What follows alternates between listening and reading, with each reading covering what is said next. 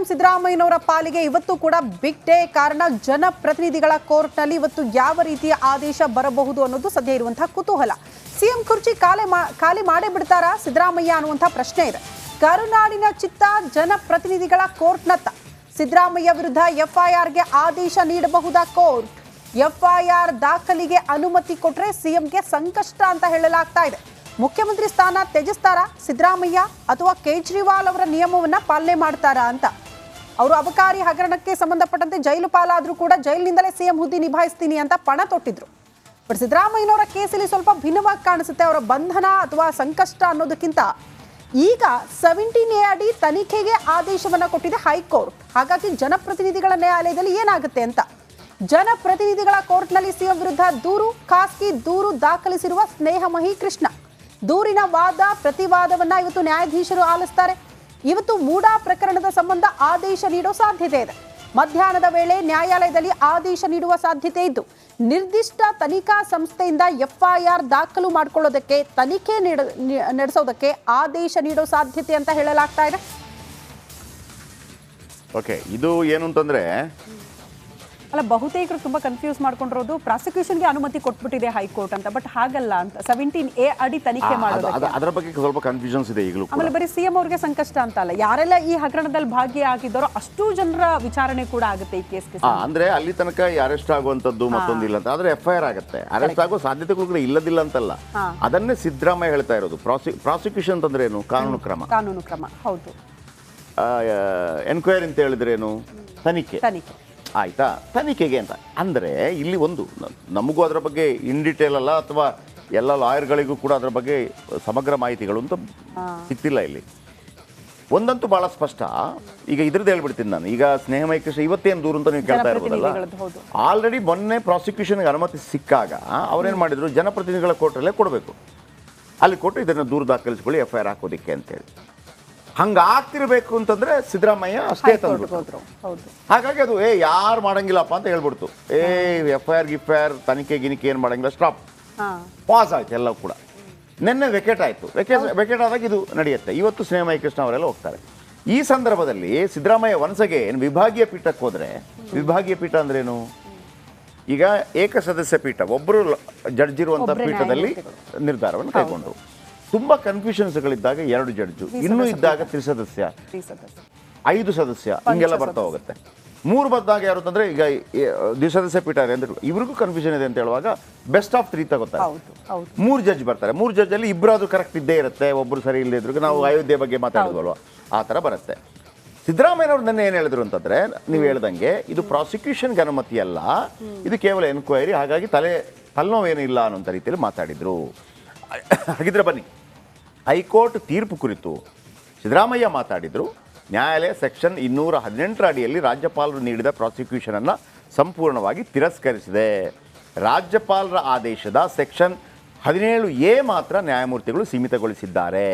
ನಾನು ಯಾವುದೇ ತನಿಖೆಗೆ ಹಿಂಜರಿಯುವುದಿಲ್ಲ, ಅಂದರೆ ತನಿಖೆಗೆ ಬರ್ತೀನಿ ನಾನು, ಕಾನೂನು ತಜ್ಞರ ಜೊತೆ ಚರ್ಚೆ ಮಾಡಿ ಹೋರಾಟದ ರೂಪುರೇಷೆ ನಿರ್ಧಾರ ಮಾಡ್ತೇನೆ. ಅಂದರೆ ಈಗ ದರ್ಶನ್ದು ಎನ್ಕ್ವೈರಿ ಶುರು ಆಯ್ತಲ್ವಾ, ಶುರು ಆದ ನಂತರ ಚಾರ್ಜ್ ಶೀಟ್ ಸಲ್ಲಿಸಿದ್ರು. ಇಲ್ಲಿ ಚಾರ್ಜ್ ಶೀಟ್ ಸಲ್ಲಿಸಬೇಕಂತಾದ್ರೂ ಕೂಡ ಮತ್ತೊಮ್ಮೆ ಪರ್ಮಿಷನ್ ಪಡಿಬೇಕಾಗತ್ತೆ ರಾಜ್ಯಪಾಲರು. ಅವರು ಮಾಡಿಬಿಟ್ಟು ಹಿಂಗೆ ಚಾರ್ಜ್ ಶೀಟ್ ಅನ್ನು ಕೊಡಬೇಕಾಗತ್ತೆ ಇವರಿಗೆ, ತನಿಖಾ ವರದಿ ಅನ್ನು ಅಂತೇಳಿ. ಅದು ಓಕೆನಾ, ಚಾರ್ಜ್ ಶೀಟ್ ಮುಂದುವರಿಬೋದಾ, ಕೋರ್ಟ್ಗೆ ಚಾರ್ಜ್ ಶೀಟ್ ಸಲ್ಲಿಸಬೇಕಾ ಅಂತ ನಿರ್ಧಾರ ಮಾಡೋದು ಕೂಡ ಈಗ ರಾಜ್ಯಪಾಲರಾಗಿರ್ತಾರೆ. ಸೊ ಅಲ್ಲಿ ತನಕ ಎಳೆಯತ್ತೆ. ಬನ್ನಿ, ಸಿದ್ದರಾಮಯ್ಯ ಏನು ಮಾತಾಡಿದರೆ ಕೇಳಿಸ್ಕೊಳ್ಳಿ. ನಾನು ಸಿಎಂ ಸ್ಥಾನಕ್ಕೆ ರಾಜೀನಾಮೆ ಕೊಡೋದಿಲ್ಲ. ಇಟ್ ಈಸ್ ಓನ್ಲಿ ಎಂಕ್ವೈರಿ ಮಾಡಿ ಅಂತ ಹೇಳಿರೋದು ಅಲ್ವಾ? ಎಂಕ್ವೈರಿ ಸ್ಟೇಜ್ನಲ್ಲೇ ರಾಜೀನಾಮೆ ಕೊಡಿ ಅಂತ ನೀನು ಕೇಳೋದು ಅಲ್ಲ, ನೀನ್ ಕೇಳ್ತಾ ಇದೀಯನೆಯ. ಮತ್ತೆ ನೀನ್ ಬಿಡು, ಅವ್ರಿಗೆ ಉತ್ತರ ಕೊಡ್ತೀನಿ ನಾನು, ಬಿಡು.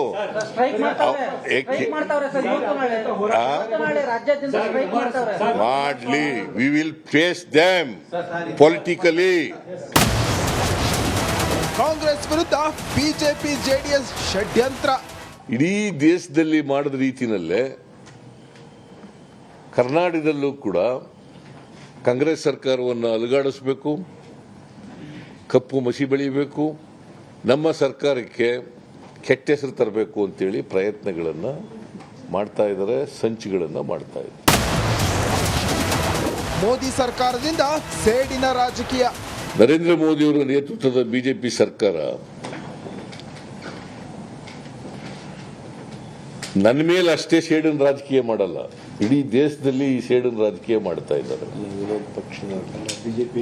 ವಿರೋಧ ಪಕ್ಷದ ಸರ್ಕಾರಗಳು ಎಲ್ಲೆಲ್ಲಿದ್ದಾವೆ ಎಲ್ಲ ಕಡೆ ಸೇಡಿನ ರಾಜಕೀಯ ಮಾಡ್ತಾ ಇದ್ದಾರೆ. ಡಿಕೆಶಿ ಹೈಕಮಾಂಡ್ ನನ್ನ ಜೊತೆಗೆ ಇದೆ. ಯಾಕಂದ್ರೆ ಕರ್ನಾಟಕದ ಜನ ನಮ್ಮ ಪಾರ್ಟಿ ಮತ್ತು ನಮ್ಮ ಜೊತೆಯಲ್ಲಿ ಇದ್ದಾರೆ. ಜನರ ಆಶೀರ್ವಾದ ನಮ್ಮ ಮೇಲಿದೆ. ನನ್ನ ಜೊತೆಯಲ್ಲಿ ನಮ್ಮ ಎಲ್ಲ ಮಿನಿಸ್ಟ್ರಿಗಳು ಇನ್ಕ್ಲೂಡಿಂಗ್ ಡೆಪ್ಟಿ ಚೀಫ್ ಮಿನಿಸ್ಟರ್, MLAಗಳು, ಪಾರ್ಟಿ ಮುಖಂಡರುಗಳು, ಪಾರ್ಟಿ ಕಾರ್ಯಕರ್ತರು ಮತ್ತೆ ಹೈಕಮಾಂಡ್ ಎಲ್ಲವೂ ಕೂಡ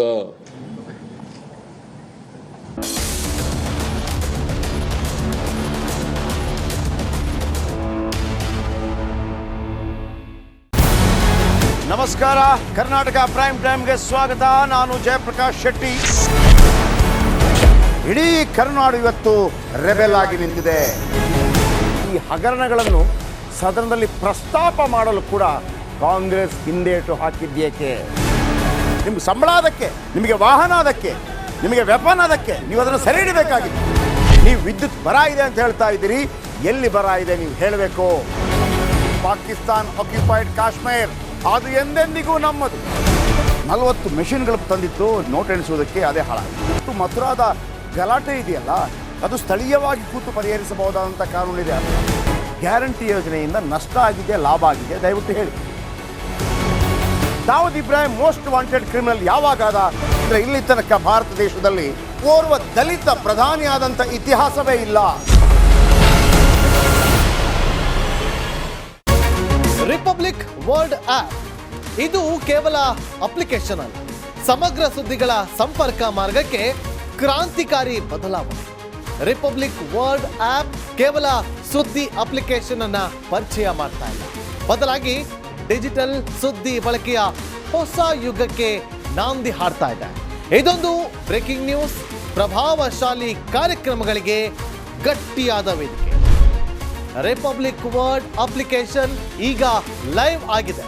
ಗೂಗಲ್ ಪ್ಲೇ ಸ್ಟೋರ್ ಮತ್ತು ಆಪಲ್ ಆಪ್ ಸ್ಟೋರ್ ಎರಡರಲ್ಲೂ ಲಭ್ಯವಿದೆ. ಈಗಲೇ ಡೌನ್ಲೋಡ್ ಮಾಡಿ. ದಸರಾ ದೀಪಾವಳಿ ಹಬ್ಬದ ಸಂತಸ ಹೊಸ ಆಭರಣದೊಂದಿಗೆ ಆಚರಿಸಿ. ಫ್ಯಾಷನ್ ಸ್ಟೋರಿ ಮತ್ತು ರಿಪಬ್ಲಿಕ್ ಕನ್ನಡ ಸಹಯೋಗದಲ್ಲಿ jewellery show and life style exhibition. ದೇಶದ ಪ್ರಮುಖ ಆಭರಣ ವಿನ್ಯಾಸಕಾರರ ವೀಕ್ಷಣೆಯ ಕೊಳ್ಳುವ ಸುವರ್ಣಾವಕಾಶ. ಬನ್ನಿ, ಭಾಗವಹಿಸಿ, ಆಕರ್ಷಕ ಬಹುಮಾನ ನಿಮ್ಮದಾಗಿಸಿಕೊಳ್ಳಿ.